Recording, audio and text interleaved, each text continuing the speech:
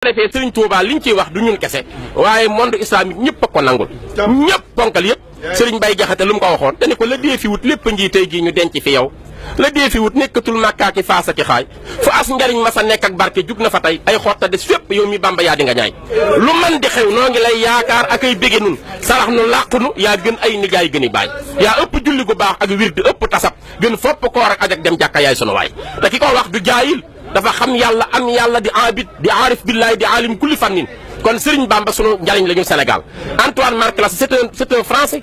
il est né en France mu ngi nekkoon chef bu mag en France. En 1912, la France l'a dépêché pour venir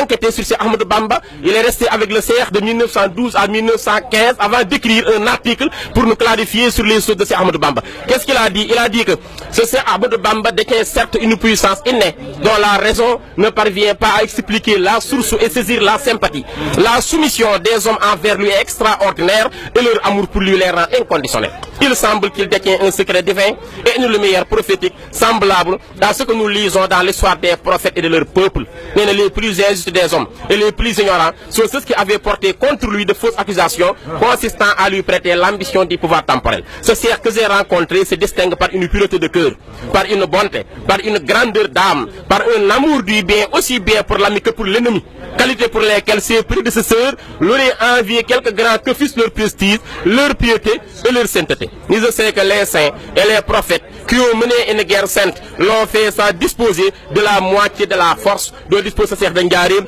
que j'ai rencontré au cours de ma vie mu ngi archive nationale Antoine Marc Lassy moo ko bind. bu dee John Edward Mark Lawrence Angleterre la dëkk moo ni I bear witness that there is one God and Muhammad is his messenger. ñu ni tekk mu ni the aborts and the neighbors chosen by Ahmad Bamba are sheltered against all that causes disgrace. nee na maa ngi seere ne yàlla kenn la anglais la wax.